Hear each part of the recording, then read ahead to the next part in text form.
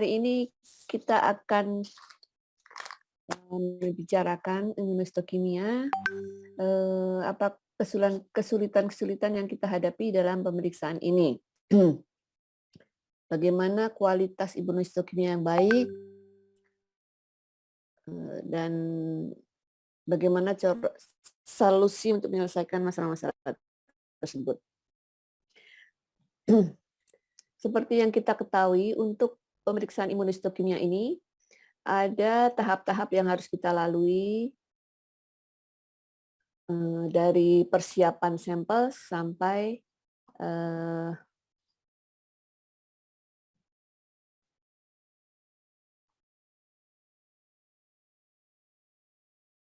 preparasi ini sama dengan persiapan pembuatan preparat pemeriksaan hematosil eosin yang sudah kita ketahui bersama. Pemeriksaan imunohistokimia menggunakan jaringan juga ya, jaringan tumor yang diperiksa untuk didiagnosa. Kemudian fiksasi jaringan ini yang perlu kita perhatikan ya, seperti kita kemarin sudah bicarakan bahwa dengan fiksasi yang baik dengan netral buffer formalin atau buffer netral formalin 10%, diharapkan hasil yang didapatkan lebih akurat daripada tanpa fiksasi dengan NBF 10%. Bahkan mungkin akan merusak epitop-epitopnya ya, seperti kita sampaikan kemarin. Setelah fiksasi, kita lakukan embedding.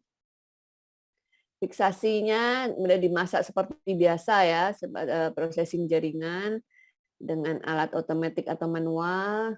Untuk besoknya dilakukan penanaman jaringan pada blok parafin, kemudian pemotongan dengan mikrotom. Kalau yang sudah D3 mungkin sudah tahu, D3 analis sebagian besar sudah tahu ya. Bukan dari analis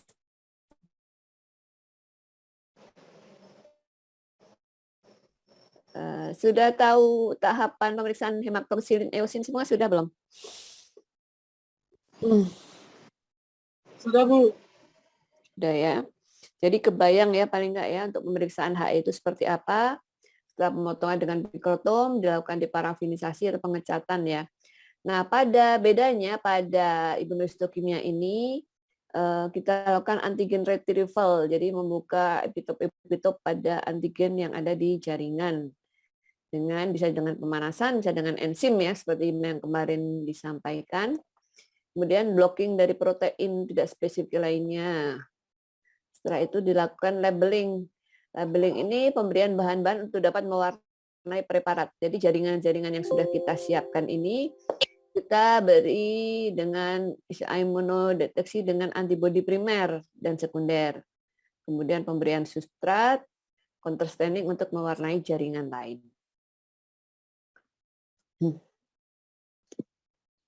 Ini fiksasi seperti kemarin ya, kemudian pemotongan jaringan, ini kuncinya dengan mikrotom ya. Kemudian dilakukan antigen retrieval, biasanya kita menggunakan yang ini ya, kecuali untuk antibodi tertentu dengan enzim.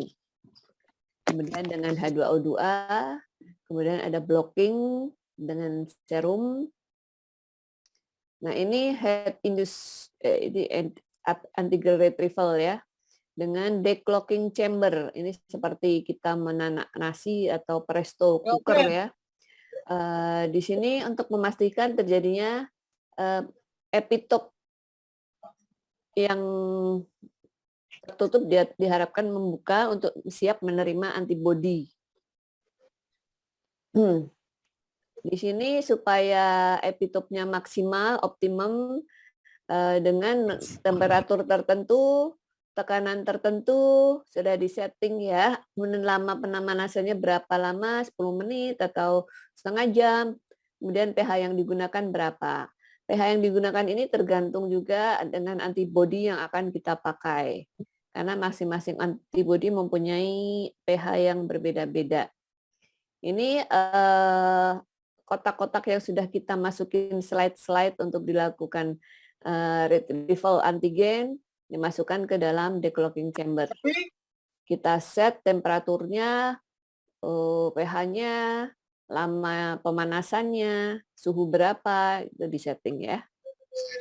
Setelah itu kita lakukan pewarnaan. Pewarnaan ini dengan antibodi primer yang sensitif terhadap jaringan yang akan kita periksa. Jadi ini antigen yang ada di jaringan. Jaringan ini punya antigen-antigen.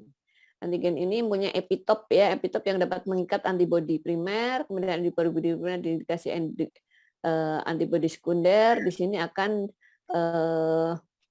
mau terwarna nantinya. Protokolnya sama dengan pemeriksaan HE, yaitu fasenya ada fase pre-analitik, fase analitik, dan fase post-analitik.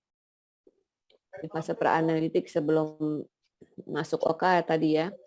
Ini saya tegaskan lagi bahwa cairan fiksasi untuk fiksasi jaringan diingatkan untuk para operator ataupun yang bertugas di kamar operasi, jaringan yang diangkat dari dalam tubuh harus segera masuk ke dalam formalin ya. Ini kayaknya ada yang masih belum di mute ya. Tolong di ini yang masih tolong di unmute ya adminnya.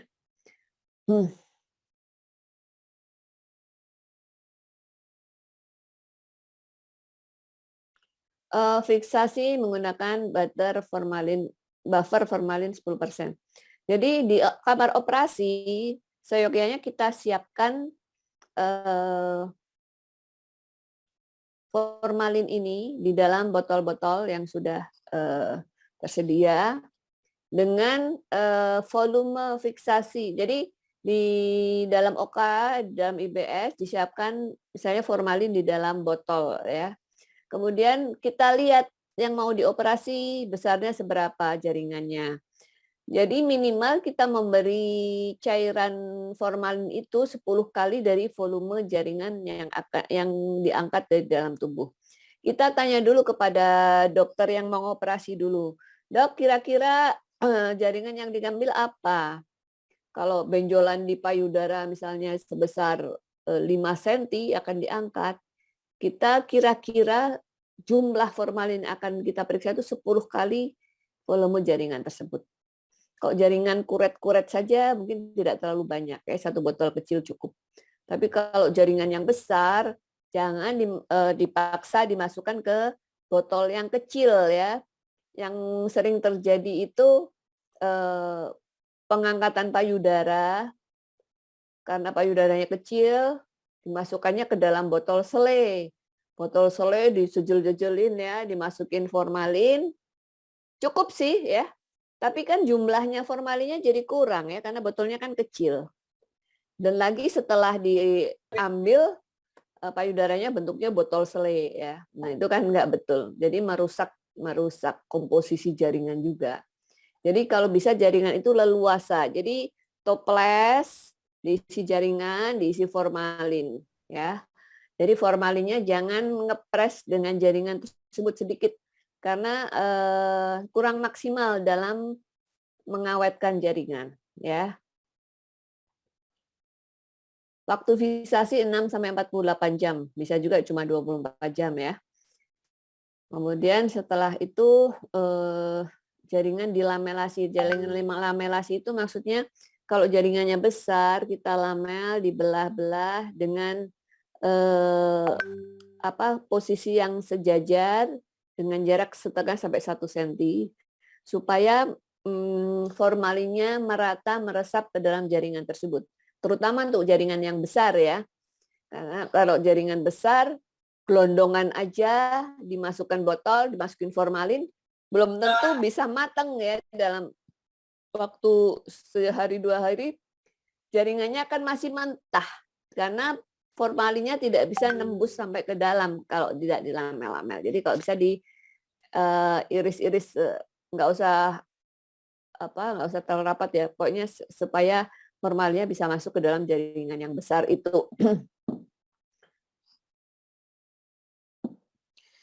Kemudian memasuki fase analitik, ini jaringan sudah sampai ini fase pemrosesan pemeriksaan imunohistokimia ya. Di sini sudah di dalam laboratorium. Kalau analitik ini masih di dalam OK ya, pre-analitik.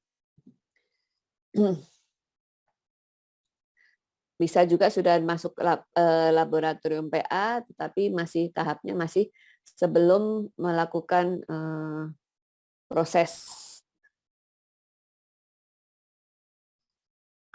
Kemudian di sini kita perhatikan metode yang akan kita gunakan, terus kita pastikan alatnya sudah dikalibrasi, karena untuk alat-alat tersebut menentukan ya dalam proses imunohistokimia ini. Apabila alat tidak dikalibrasi, dikhawatirkan hasilnya akan mengganggu hasil pemeriksaan. Kemudian prosedur laboratorium yang benar, kompetensi staf atau teknisi. Jadi untuk teknisi yang melakukan pemeriksaan imunohistokimia ini harus melakukan pelatihan dulu ya, harus dilatih dulu ke center yang bisa melatih, yang bisa mengeluarkan sertifikat untuk pelatihan imunohistokimia ini ya.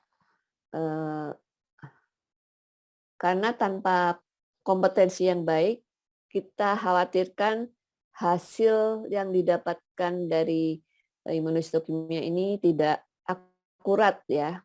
Walaupun kita sudah bekerja dengan benar, hasilnya juga kadang-kadang kurang akurat karena berbagai faktor. Nah, oleh karena itu teknisi yang sudah terlatih diharapkan dia tahu bagaimana cara mengatasi faktor-faktor yang mempengaruhi hasil dari pemeriksaan imunohistokimia. Antigen retrieval yang dipakai juga kita persiapkan ya, menggunakan decocking chamber atau menggunakan enzim, tergantung antibodi yang akan kita pakai. Reagen antibodi yang akan dipakai kita siapkan dulu. Karena antibodi ini kita biasanya ada antibodi yang harus disimpan di freezer, ada yang disimpan di lemari pendingin yang di bagian bawah. Karena disimpan di freezer, jadi antibodi tersebut beku. Sebelum digunakan harus kita turunkan dulu. Jadi kita harus tahu rencana antibodi yang akan kita gunakan apa, perlu diturunin dari freezer atau tidak, itu nanti harus diperhatikan. Kontrol sampel. Jadi untuk melakukan pemeriksaan imunohistokimia, setiap kita melakukan pemeriksaan imunohistokimia, kita harus mempunyai kontrol sampel. Jadi begini maksudnya. Misalnya kita akan melakukan pemeriksaan ER atau estrogen reseptor pada kanker payudara. Estrogen reseptor ini hasilnya positif pada kelenjar normal payudara. Ya. Jadi kita bikin juga dari jaringan hasil dari kelenjar payudara yang normal. Kita bikin sebagai kontrol. Jadi dengan waktu yang bersamaan kita lakukan jaringan yang kontrol ini dengan yang akan diperiksa imunohistokimia jaringan tumor tersebut. Supaya apa? Kalau hasil dari kanker ini ER-nya negatif, tapi kontrolnya positif, berarti benar-benar hasilnya negatif. Tetapi kalau kita tanpa kontrol, hasil ER negatif ini benar negatif atau tidak ya. Jadi harus ada kontrolnya. Berarti pekerjaan kita hari itu tidak salah karena yang dikontrol itu positif. Ya, kalau dikontrolnya positif, yang di ini negatif berarti benar negatif. Kalau dikontrol positif, yang tumornya positif berarti benar-benar positif. Tetapi kalau tanpa kontrol kita nggak tahu ini negatifnya negatif beneran atau enggak, apa hasil kita pemeriksaan kita salah ya, gitu. Ini ada tumor payudara ya, ini ER positif, ini pada inti ini contoh hasil dari pemeriksaan imunohistokimia. Kemudian fase post analitik, bagaimana kriteria interpretasi, bagaimana format pelaporannya, sistem scoringnya seperti apa, cara pelaporannya seperti apa. Pengecatan IHC ini merupakan rangkaian proses manual, tapi sekarang sudah ada alat yang otomatis ya. Tetapi kompleks, jadi lumayan ribet ya pemeriksaannya tuh, perlu ketelitian yang sungguh-sungguh daripada teknisinya. Biasanya hanya dilakukan oleh petugas yang ahli dan memiliki fokus yang tinggi untuk mendapatkan hasil pengecatan atau pewarnaan imunohistokimia yang baik. Memang faktor dari individual ini benar-benar menentukan ya. Jadi ada teknisi yang kerjanya asal-asalan, asal selesai lah. Aku sudah menjalankan prosedur yang benar. Terus tetes itu hasilnya wes. Tapi ada pegawai yang teknisi yang teliti, jadi dia benar-benar kerjanya sungguh-sungguh, tetes demi tetes, hati-hati. Hasilnya akan berbeda, ya. Karena yang dinilai dalam suatu pemeriksaan imunohistokimia itu banyak, bagaimana background-nya, bagaimana counter staining-nya. Jadi kalau kita kerjanya nggak benar, diharapkan hasilnya juga tidak baik. Harus diperhatikan seluruh fase, sejak fase pra-analitik, fase analitik, dan post-analitik. Ini berkali-kali saya tekankan, karena pada fase pra-analitik itu yang kadang diabaikan, ya seperti kemarin sudah saya sampaikan, untuk kalian-kalian yang ada di daerah nantinya dan akan mengirim sampel imunohistokimia, harus diyakinkan bahwa sampel tersebut benar-benar difiksasi dengan buffer formalin. Pengolahan jaringan yang baik akan memberikan kualitas hasil sediaan yang memuaskan untuk dinilai oleh para patolog. Jadi teknisi dengan patolog ini mitra yang saling berhubungan erat ya. Dokter patologi anatomi tidak bisa bekerja tanpa ada teknisi yang mengerjakan ya. Jadi kalian tidak boleh bermusuhan ya sama dokternya, karena saya dengan teknisi saya bisa sebisa mungkin kita sebagai teman mitra yang kita saling membutuhkan satu sama lain ya. Kualitas sediaan hasil pengolahan jaringan dipengaruhi oleh banyak faktor, terutama tahap-tahap dari pengolahan jaringan itu sendiri. Pada fase pra-analitik, yang perlu kita lihat adalah cairan fiksasi yang dipergunakan. Dia sudah proses fiksasi adalah tahap pertama dalam pembuatan sediaan histopatologik. Banyak faktor yang mempengaruhi proses fiksasi sehingga dapat menghasilkan sediaan histopatologik yang baik. Jadi karena tujuan utama dari fiksasi menjaga komponen jaringan seperti pada saat jaringan tersebut hidup, dengan formalin kita harapkan keutuhan jaringan tersebut tidak risis, tidak mengkerut, tidak membengkak. Jadi dalam kondisi seperti jaringan tersebut masih seperti pada saat hidup. Ini ya maksudnya life-like state itu, jadi kondisi di mana jaringan tersebut sama keadaannya pada saat jaringan tersebut masih ada di dalam tubuh kita.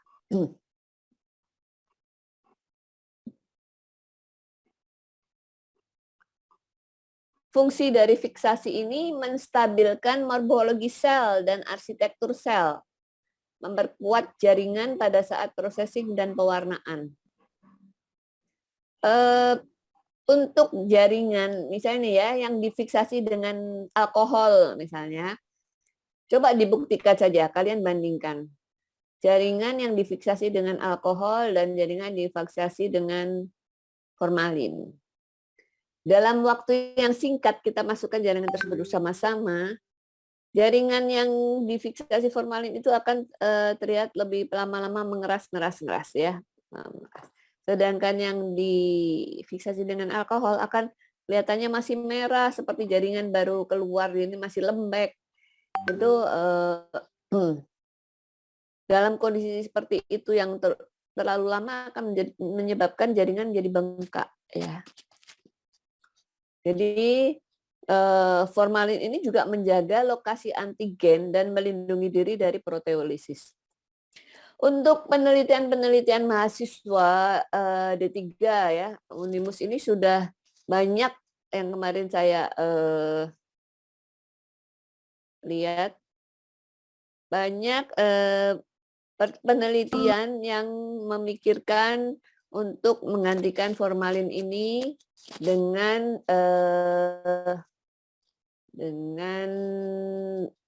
reagen atau cairan yang dianggap fungsinya sama dengan formalin. Kayak kemarin ya, ada yang menggunakan madu, ada yang menggunakan minyak, ya minyak macam-macam, minyak gandapura, minyak. Tapi perlu diingat ya bahwa fungsi dari formalin tersebut ini juga melindungi antigen yang nantinya akan kita lakukan pemeriksaan imunohistokimia. Berbeda dengan jaringan biasa, mungkin ya masih bisa dibaca dengan HE, itu masih bisa, walaupun jaringannya agak rusak-rusak, tapi masih bisa, kadang-kadang masih bisa didiagnosa, walaupun kadang-kadang juga rusak.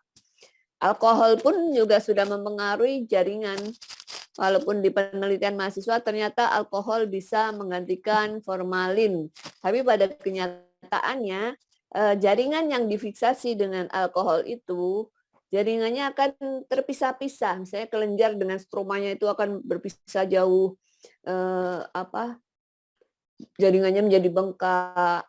Itu di lapangnya seperti itu. Mungkin pada penelitian belum, mungkin hasilnya bagus-bagus saja ya, tapi pada kenyataannya yang saya hadapi seperti itu.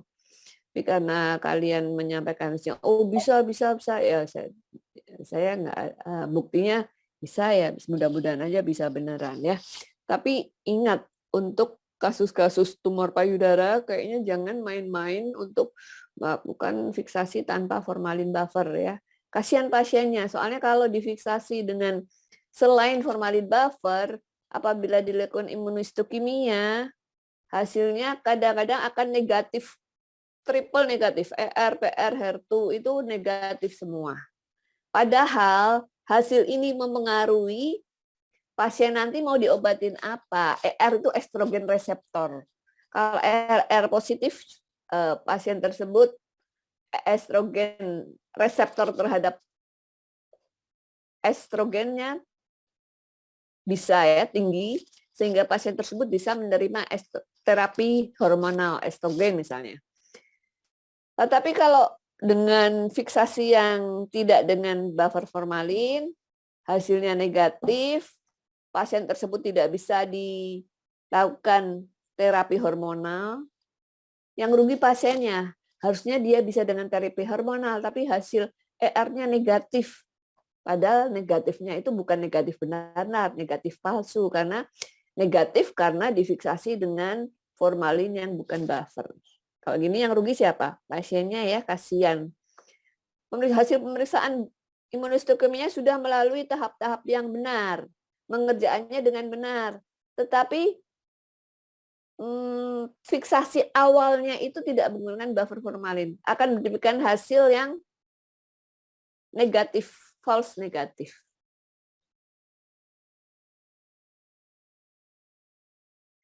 Ini akan ditekankan di sini di dalam imunohistokimia. Kualitas fiksasi adalah kunci untuk semua tahap selanjutnya. Yang penting dalam pembuatan histopatologi juga penting ya, terutama imunohistokimia ini. Karena itu pengawetan sel dengan perubahan morfologi yang minimal dan secara kasat mata tanpa adanya kehilangan molekul sangat penting dalam pengolahan jaringan. Ini dengan buffer formalin. Banyak faktor juga yang mempengaruhi proses fiksasi, antara lain konsentrasi, pH netralnya, temperatur fiksasi, suhu kamar, kemampuan penetrasi. Untuk jaringan yang sudah difiksasi dengan formalin, tidak usah dimasukkan kulkas ya. Dengan suhu kamar dia akan sudah bekerja dengan maksimal. Daya penetrasi, daya tembus formalin juga harus kita perhatikan. Pada jaringan yang padat, pada karena itu saya minta untuk dilamel-lamel tadi, karena formalin akan susah menembus jaringan yang padat. Misalnya tumor miom gede, padat, gelundung di volumenya udah 20 kali, tetap aja dia nggak akan bekerja dengan baik, karena itu dia harus dipotong-potong. Kemudian pada saat pemotongan jaringan untuk dilakukan processing, ketebalan pemotongan ini juga ya 3-4 mm. Jadi pada saat memotong dalam kaset kecil-kecil itu, ketebalannya itu jangan terlalu tebal. Karena kalau tebal, formalnya juga tidak bisa merata ke seluruh jaringan. Konsentrasi larutan tadi ya diperhatikan 10% yang terbaik. Karena kalau konsentrasinya tinggi, itu akan memberikan hasil yang berbeda juga. Selain juga untuk pemotongnya juga kasihan ya. Untuk konsentrasi formalin yang prosentasenya tinggi, 37%, aduh, sangat menusuk hidung kita pada saat pemotongan. Bisa sampai menangis-nangis ya. Mau motong aja sampai nangis-nangis, kasihan ya. Jadi bisa juga tolong diperhatikan konsentrasinya. Selain bisa merusak jaringan, dia juga akan berdampak pada yang si pemotong jaringannya. Volume fiksasi ini juga 10:1. Lama fiksasi, jadi jangan sampai jaringan kurang dari 6 jam sudah dimasak. Misalnya pasien keluar dari kamar operasi hari ini jam 11, terus jam 1 kita potong-potong jaringan. Kalau bisa difiksasi dulu minimal 24 jam ya. Tadi bilang 6 jam, tapi lebih baik besoknya baru kita lakukan pemotongan, apalagi kalau jaringannya besar.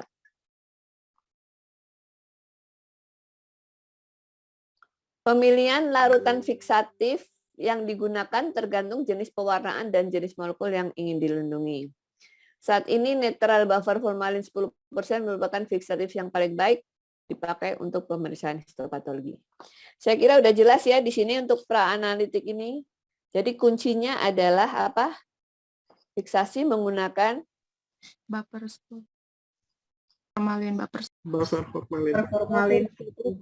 netral buffer formalin 10%. Ya, ini di KTI kalian mesti sudah pakai NBF ini. Mungkin selama ini pada saat bikin KTI asal aja netral buffer formalin, tapi ternyata dia sangat berpengaruh ya, terutama pada imunohistokimia ini. Formalin yang banyak dijual di pasaran itu formalin konsentrasi 37-40%. Sekarang sudah banyak dijual netral buffer formalin 10%. Dulu masih mahal ya. Oleh karena itu kita biasa meramu sendiri, kadang-kadang meramu sendiri apabila dianggap terlalu mahal untuk beli buffer formalin, kita bikin ini ya. Beli di toko-toko kimia ya, bahan kimia, kita campur sendiri. Jadi ini formalin 37%, kadang-kadang ya rumah sakit itu males campur-nyampur. Jadi langsung digrojok 37%, dikirim ke lab PAU. Dibuka langsung baunya sudah luar biasa. Dan ini akan merusak jaringan juga. Jadi diharapkan ini dipegang ya, netral buffer formalin itu fungsinya yang manfaatnya yang besar. Nah, ini contoh-contoh fiksasi jaringan ya. Kalau seperti ini kurang apa enggak ya formalinnya?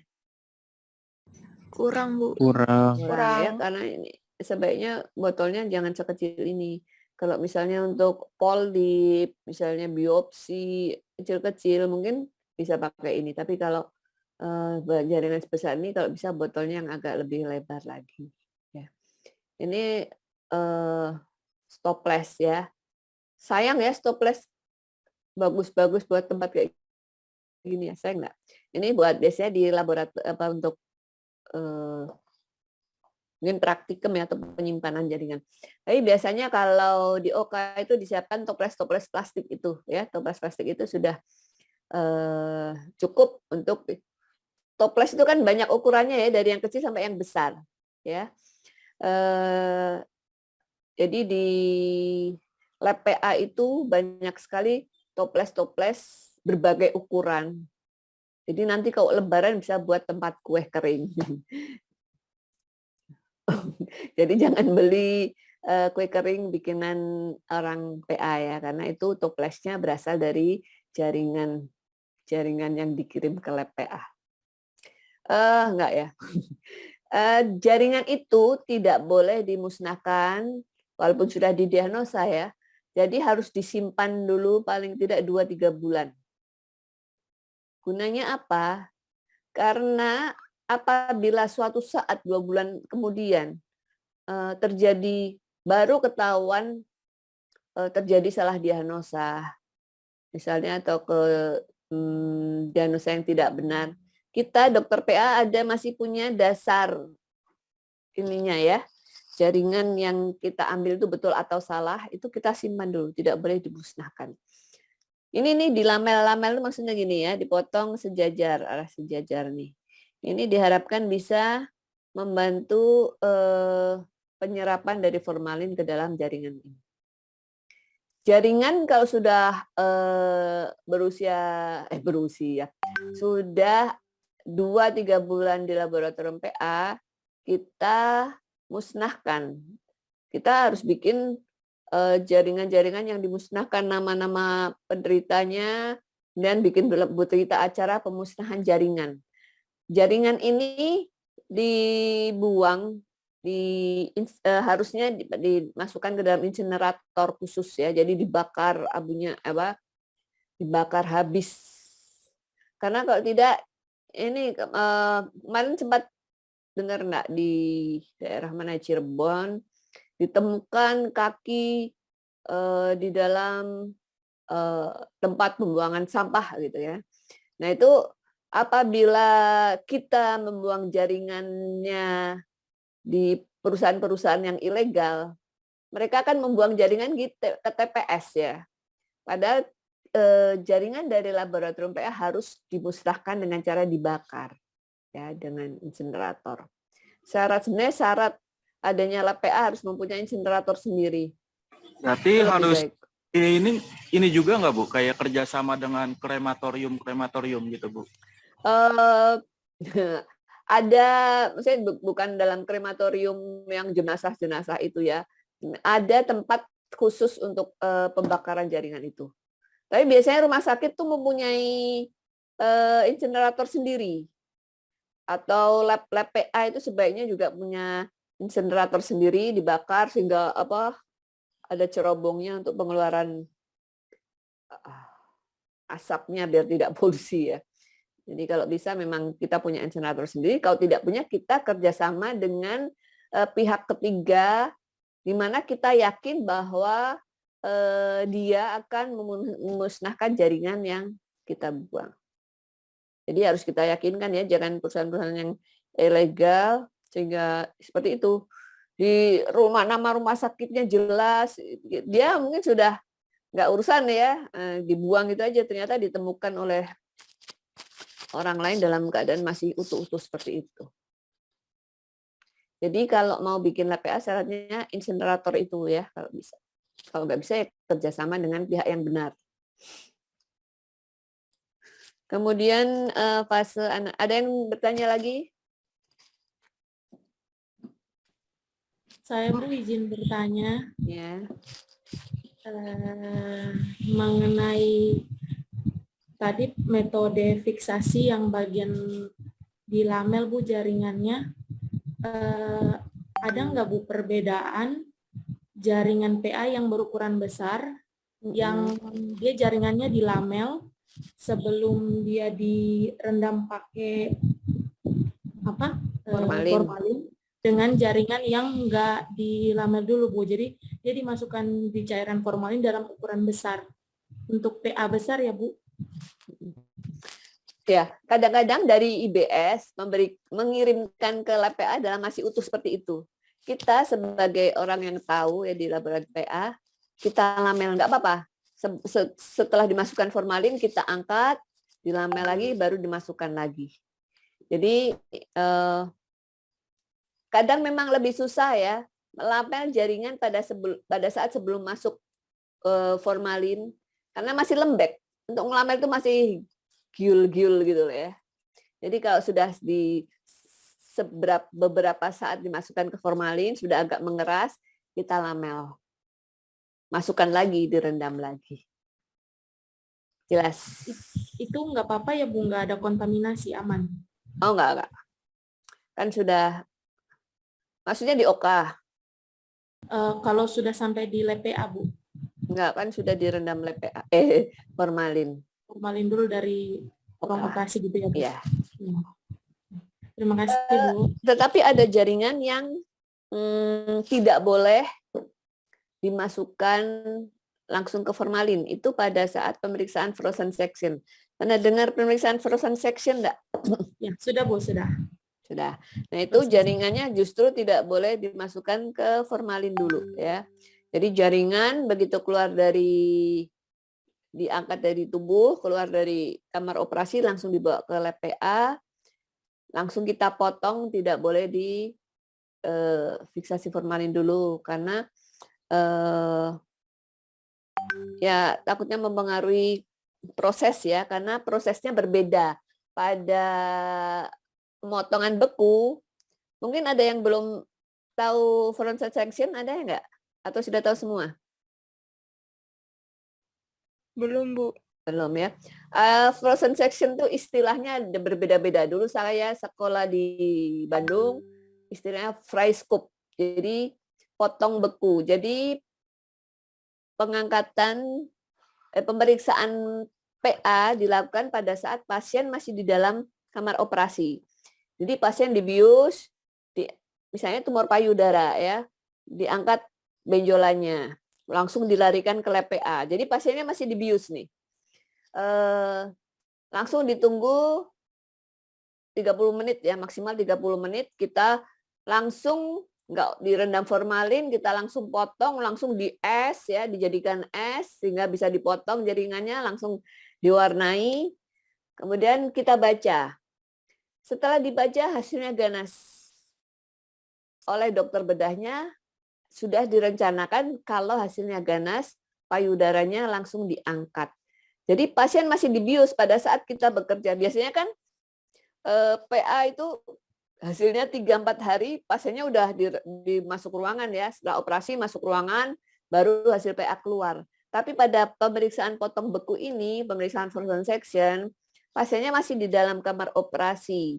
Jadi pasien masih ditidurkan, dibius, jaringannya masih diperiksa. Jadi pada saat kita periksa tuh pasien didiamkan nih, masih dibius. Oleh karena itu pemeriksaannya nggak boleh lama-lama. Ini yang bikin dokter PA kadang stres. Ya kalau gampang kasusnya sih nggak apa-apa. Tapi kalau pas sulit, ditunggu dokternya udah teriak-teriak, hasilnya apa? Karena itu sangat mempengaruhi tindakan mereka. Kalau hasilnya ganas, langsung diangkat payudaranya. Jadi pasien masuk sudah dikasih tahu, Bu, ini akan dilakukan operasi benjolannya. Kalau hasilnya jinak, pasiennya payudaranya ditutup lagi, pasiennya dibangunkan lagi. Tetapi kalau hasil potong beku frozen section-nya ganas, payudaranya ibu akan diangkat semua ya. Jadi pasiennya siap mental, dikasih tahu, jangan terus rencana operasi benjolannya kecil, tapi bangun-bangun dia payudaranya sudah hilang. Ini jangan sampai terjadi. Jadi pemeriksaan potong beku itu pemeriksaan patologi anatomi yang dilakukan untuk memperoleh hasil segera pada saat pasien tersebut masih dibius di OK. Jelas ya? Berarti situ ya dokter pemeriksaannya. Hito sekali. Ya, makanya jaringan biar bisa dipotong dibikin es. Jadi dia dimasukkan ke dalam alat khusus namanya cryostat. Di situ dibekukan jadi es minus 20 derajat. Langsung dipotong di dalam di alat tersebut, dipotong langsung dicat. Nah, itu pengerjaan frozen section itu juga kalau teknisinya tidak cekatan, hasilnya jelek karena susah memang hasil frozen section itu kadang-kadang jaringannya bengkak, jadi nggak bisa dibaca dengan baik. Beda seperti jaringan yang sudah difiksasi formalin. Kalau fiksasi formalin kan jaringan seperti normal ya, seperti jaringan normal. Tapi kalau frozen section jaringannya dipaksa untuk keras ya. Jadi di es, dibeku, dipotong itu kadang-kadang bengkak jaringan itu bengkak. Nah, itu yang kadang-kadang menyulitkan kita dalam diagnosa. Kita lanjut ya. Fase analitik, kunci untuk pewarnaan imunostokimia berkualitas tinggi adalah spesifitas dari antibodi yang digunakan. Antibodi yang sangat spesifik hanya akan mengikat protein tertentu di bagian jaringan. Jadi kita harus pas ya antibodinya, misalnya dokternya curiga suatu benjolan di leher, dokternya ini pasti penyebaran dari kanker nasofaring atau kanker paru gitu. Sementara dokter lain bilangnya bukan, itu limfoma gitu. Ya, makanya antibodinya yang ini harus pas. Untuk menyingkirkan limfoma dia harus pemeriksaan CD45, CD3, CD20. Kalau untuk menegakkan diagnosa benar-benar karsinoma atau keganasan paru harus diperiksa dengan CD. Jadi semua diperiksa nih. Kalau sudah dengan pemeriksaan itu ternyata tumornya itu mengikat CK7 atau sitokeratin 7, berarti yang di benjolan itu adalah metastase dari tumor paru. Jadi spesifik, CK7 itu spesifik buat paru. Itu biasanya CD-nya jadi hasilnya negatif, berarti bukan limfoma gitu. Jadi untuk menyingkirkan penyakit-penyakit lain. Ada juga yang satu benjolan itu wah diagnosanya banyak gitu. Antibodi yang sangat spesifik hanya akan mengikat protein tertentu di bagian jaringan. Interaksi antibodi antigen kalau sudah diikat, biar bisa kelihatan ikatannya, dideteksi dengan kromogen. Substrat kromogen ini akan yang menimbulkan warna coklat, endapan berwarna di lokasi protein.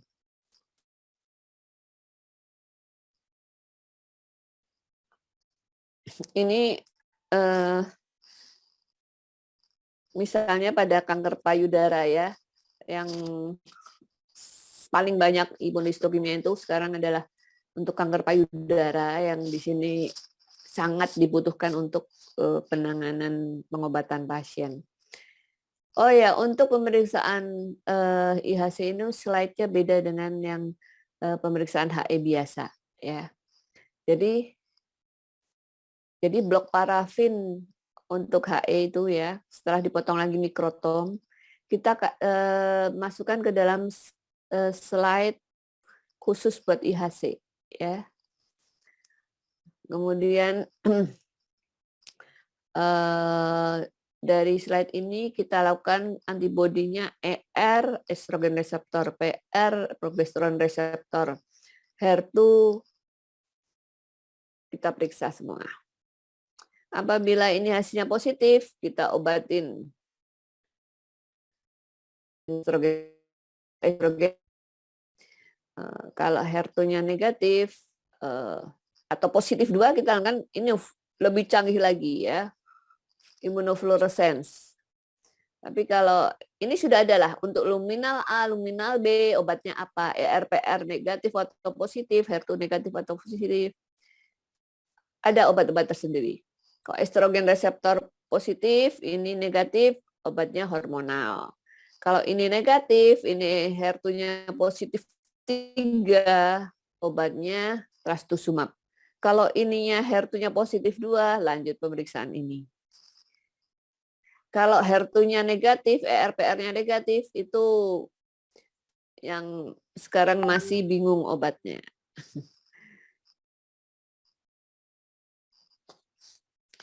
Nah, untuk pemeriksaan imunohistokimia ini ada beberapa parameter penilaian kualitas sampel imunohistokimia. Ini bereaksi nggak, imunoreaksi nggak sesuai dengan lokasi antigennya. Terus counter stain-nya, pengecatan counter, nanti ada ya, background staining-nya, dari background pengecatannya, overstain, pengecatannya yang berlebihan ya. Ini overretrieve. Kemudian ada artefak lain. Yang pertama imunoreaksi sesuai lokasi antigen. Sesuai ini maksudnya jika positif pula sesuai lokasi antigen jaringan. Misalnya nih ya, estrogen reseptor. Untuk ERPR itu memberikan positif itu pada inti selnya. Jadi sel itu kan ada inti sel, ada sitoplasmanya, ya. Reaksi pewarnaan pada imunohistokimia ini berbeda. Ada yang di inti selnya, ada yang di membran selnya, ada yang di sitoplasma sel tumornya.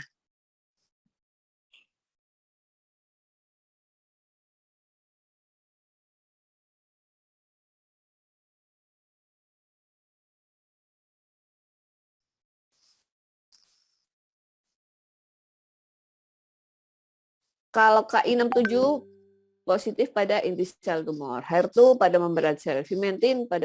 Jadi IHC itu banyak lagi, puluhan ratusan jenis IHC itu banyak sekali ya. Dan kalau di rumah sakit pemerintah masih selektif ya memilih imunohistokimia yang sering dipakai saja. Ini kemarin sudah lihat ini belum kemarin ya? Belum. Ini hasil dari pemeriksaan kanker payudara. Ini dengan pemeriksaan HE kita akan dapatkan warna ungu dan pink ya, masih ingat ya? Ini ada ungu pink. Mas, apa? Ungu dan pink. Kemudian ini untuk imunohistokimia. Jadi ini pasien pertama, pasien kedua, pasien ketiga, pasien keempat. Ini ada 4 pasien nih ya. Pasien pertama, dia ada tumor kanker payudara. Ini ER-nya positif apa negatif? Kalau ada coklat-coklat ini berarti positif. Positif. PR-nya positif, HER2-nya negatif. Jadi pada pasien pertama, hasilnya ER positif, PR positif, HER2-nya negatif. Nah, untuk positivitas ini juga berbeda-beda, ada positif 1, positif 2, positif 3. Jadi pada jaringan tumor yang pada slide yang kita periksa, misalnya penuh dengan sel-sel tumor. Kita lihat prosentase, jadi tidak semua positif seperti ini. Jadi kita lihat prosentasenya.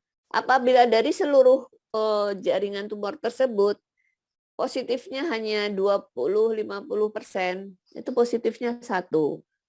Apabila yang positif 50-80%, kita kira-kira ya dari keseluruhan sel-sel tumor itu 50-80% positif 2. Tapi kalau hampir semua positif, itu positif 3. Kemudian kita jelaskan juga positifnya itu kuat apa sedang. Kadang-kadang pewarnaan dari coklat ini beda-beda, ada yang kuat, ada yang sedang, ada yang lemah. Itu mungkin beda juga, mungkin estrogennya, reseptornya tidak terlalu kuat dalam mereseptor menerima estrogen gitu. Ya, kemudian ini pasien kedua, hasilnya apa nih? Sebentar ya. Ini pasien pertama ini ER positif, PR positif, HER2-nya negatif. Berarti pasien ini hanya diberikan terapi hormonal. Ya. Kemudian pasien kedua, ini ER positif, PR positif, HER2-nya negatif. HER2 ini positifnya beda ya dengan ER, PR. ER kan di bagian tengah dari sel itu inti. Tapi kalau di membrannya ada sekeliling dari sel, ya. Jadi kelihatan bolong-bolong ini karena dia membran. Membran itu apa ya? Pembungkusnya ya, membrannya. Jadi dia bolong-bolong seperti ini. Jadi ini pasien dengan estrogen reseptor positif, progesteron reseptor positif, HER2-nya positif. Dia bisa diobatin dengan semuanya, bisa dengan hormonal, bisa dengan trastuzumab ya, obat yang sekarang bisa mengobat. Kalau HER2 positif 3, ini positif 3 ya, obatnya adalah trastuzumab. Tapi bisa juga dia respon dengan terapi hormonal juga. Sekarang pasien ketiga nih, ini ER-nya positif negatif? Negatif. Negatif. PR-nya Negatif. negatif. HER2-nya positif. Jadi pasien ini harus diobatin dengan apa nih? Bisa terapi hormonal enggak? Pasien ketiga nih bisa dikasih hormon enggak? Tidak. Tidak. Karena dia tidak ada reseptor penerima hormon estrogen itu enggak ada ya. Jadi dikasih hormon estrogen progesteron ya percuma nih ya. Karena dia tidak ada reseptornya. Tumor ini tidak ada reseptornya terhadap hormonal.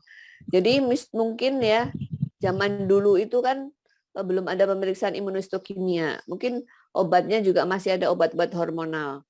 Nah, pasien-pasien seperti ini mungkin dia tidak ada reseptor terhadap hormonal, obat hormonal, dia diobatin dengan hormonal, ya nggak ada hasilnya ya karena dengan sel-sel tumornya menolak dikasih hormon. Jadi selnya tetap jalan terus ya. Jadi selnya tidak bisa di-cut dengan terapi hormonal. Jelas nggak? Jelas ya. Jelas. Jadi ini wajib dengan trastuzumab. Tapi ini obatnya mahal ya. Nah ini yang sekarang susah nih.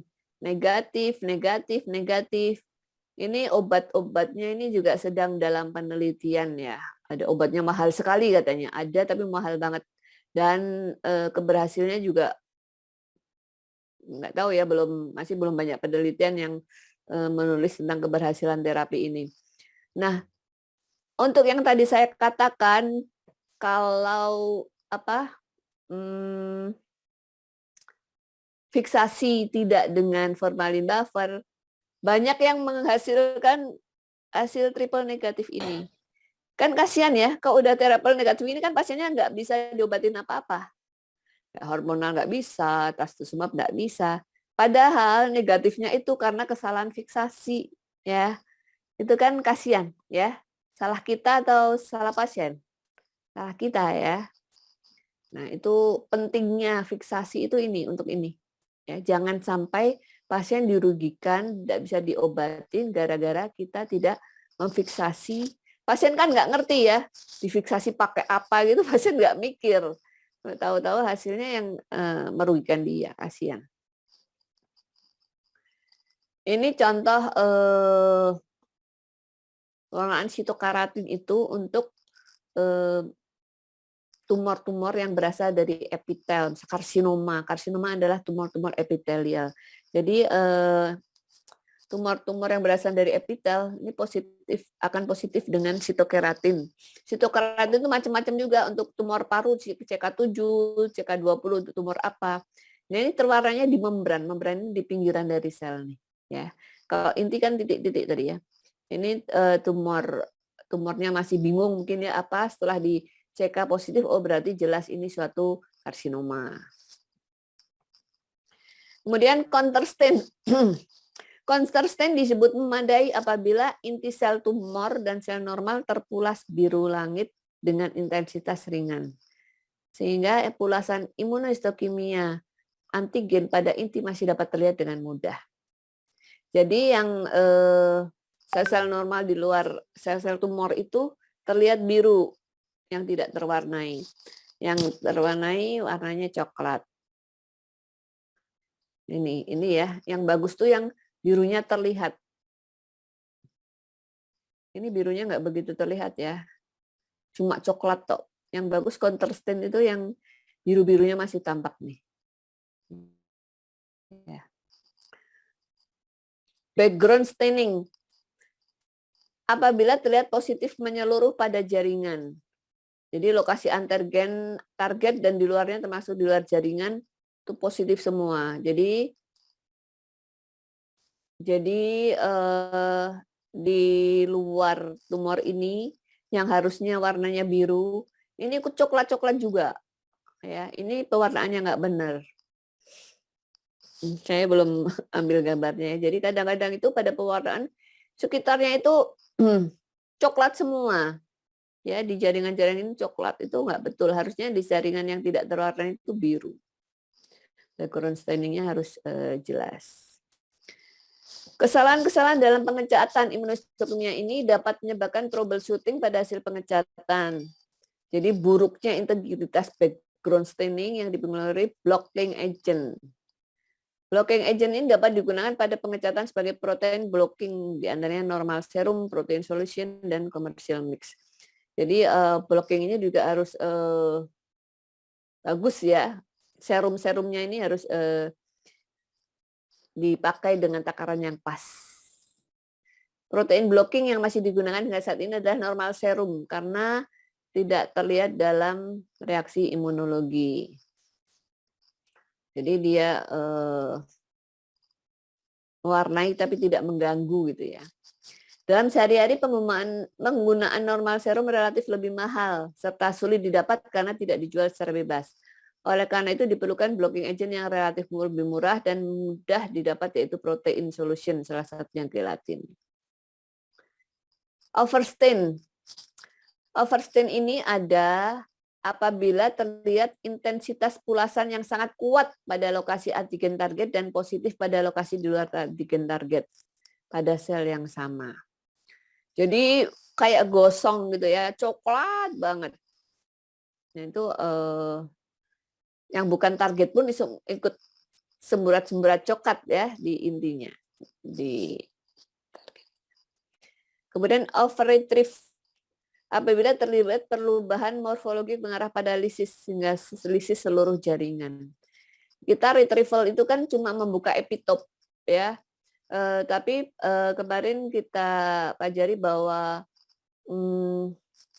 fiksasi yang berlebihan juga akan menyebabkan kerusakan jaringan. Retrieval yang berlebihan juga karena terlalu panas, terlalu lama, suhunya terlalu tinggi, pH-nya nggak benar, ini juga akan merusak jaringan. Jadi bahaya ya. Artefak lain, kesalahan potongan, ini tebal lipatan, Venetian blind, ini maksudnya pada jaringan akan terlihat garis bekas pisau, ya garis gitu. Ya, bisa terjadi pada saat pemotongan mikrotom, bisa juga pada saat pemotongan jaringan pada saat basah.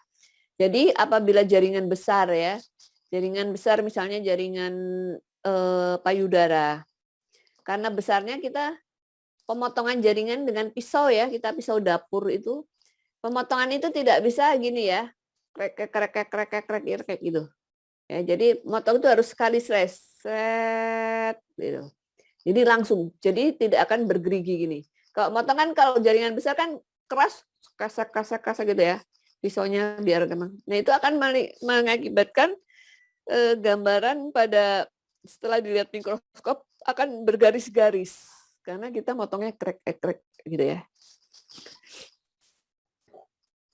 Kemudian artefak atau kotoran ya, kotoran kristal zat warna pulasannya tidak homogen, bercak-bercak, pencucian kurang sempurna, bisa terdapat gelembung-gelembung udara. Nah ini contoh ya, misalnya pada saat kita potong mikrotom nih, Kemudian taruh di water bath, diangkat, sobek dari ini ya. Harusnya di sini kan ada sel-sel tumornya yang bisa terwarnai, tapi karena kita kurang teliti, kurang hati-hati ya, akan terjadi kesobekan pada jaringan sehingga jaringan ini tumor-tumornya jadi nggak kelihatan kan ya. Kemudian ini artefak kotoran ya, kotoran dari kristal-kristal itu set-set yang kita pakai seperti tumor ya, padahal ini tumor-tumornya ya. Ini kotoran. Ini melipat-lipat. Kalau jaringan yang kita ngangkat dari water bath, meletakkan pada objek gelasnya itu juga harus hati-hati karena kalau nggak melipat-lipat ini, padahal di lipatan ini kan banyak sel-sel tumor juga. Ya, ini akan merugikan pembacaan. Nah, kategori-kategori tadi itu adalah yang dinilai pada saat kita melakukan PME atau quality control pada setahun itu. Laboratorium atau rumah sakit yang memiliki fasilitas imunohistokimia diwajibkan untuk mengirim hasil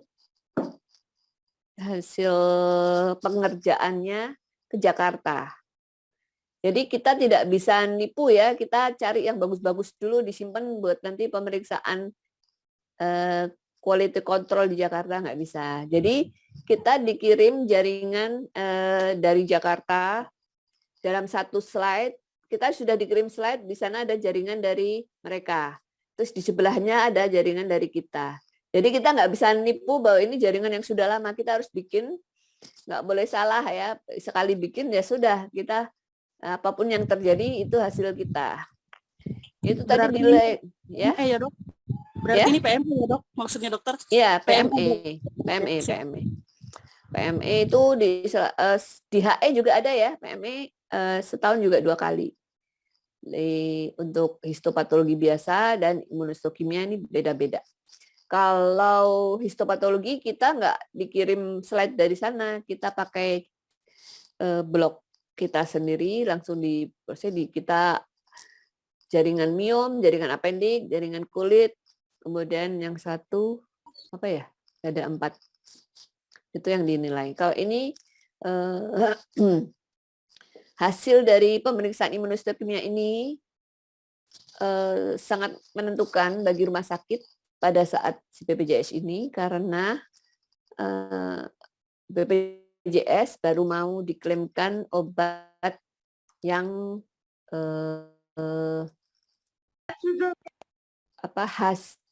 hasil pemeriksaan imunohistokimianya dilakukan oleh laboratorium atau rumah sakit yang sudah mengikuti PME dengan sertifikat ya, dengan mendapatkan sertifikat dengan hasil yang bagus ya. Jadi kalau hasilnya masih di bawah 24 ini BPJS nggak mau ya. Kalau sudah hasilnya A ini BPJS mau diklaimkan obat untuk, karena kalau nggak pakai BPJS kan mahal ya, kasihan pasiennya udah tahu obatnya itu tapi nggak bisa diklaimkan, sedih ya. Nah, itu kita berupaya untuk bisa membantu pasien dengan mengerjakan pemeriksaan imunohistokimia dengan sebaik-baiknya sehingga kita mendapatkan sertifikat yang diakui oleh BPJS. Itu sekarang era BPJS, jadi kita sekarang mengacunya ke situ ya. Kualitas pewarnaan dipengaruhi oleh konsentrasi antibodi primer. Nah, itu konsentrasinya ya. Jadi antibodi ini ada yang ready to use. Jadi kita tinggal meneteskan sesuai yang dibutuhkan. Berapa mikron ya, pakai mikropipet. Tapi ada juga yang diencerkan sendiri. Nah, pengenceran itu kita juga harus melakukannya dengan benar ya. Karena hasil itu dipengaruhi dari pengenceran kita juga. Kalau ready to use ya apapun itu pasti mudah-mudahan hasilnya yang terbaik ya karena sudah disiapkan untuk dipakai. Tapi harganya mahal banget.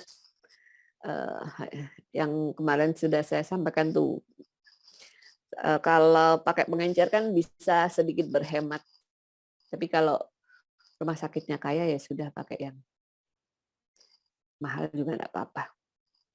Semua variabel ini mungkin perlu dioptimalkan untuk setiap antibodi dan sampel untuk mencapai pewarnaan tertentu dengan latar belakang yang minimal. Biasanya konsentrasi antibodi bervariasi sambil mempertahankan waktu dan suhu inkubasi konstan. Waktu inkubasi yang lebih lama dapat digunakan untuk memastikan bahwa antibodi menembus jaringan. Nah, untuk inkubasi ini ada yang menggunakan waktu semalaman di dalam kulkas, besoknya baru dikerjakan. Waktu inkubasi yang lebih lama dapat dikomunikasikan dengan suhu yang lebih rendah untuk mempromosikan pengikatan spesifik, makanya dimasukkan ke kulkas. Tetapi sekarang untuk saya baru mendapatkan alat otomatis ngerjain imunohistokimia itu dikerjakan dalam 3,5 jam. Tapi menurut saya hasilnya kok bagus pada saat dikerjakan manual ya. Karena pada saat pekerjaan manual kita bisa mengira-ira yang bagus seperti apa. Kalau otomatis udah kita masukkan, sudah kita duduk manis, menghemat tenaga kita sih. Tapi kok saya kurang puas hasilnya ya. Saya belum mendapatkan rumusan yang pas untuk karena kita sudah nggak bisa intervensi kalau di alat IHC yang otomatis.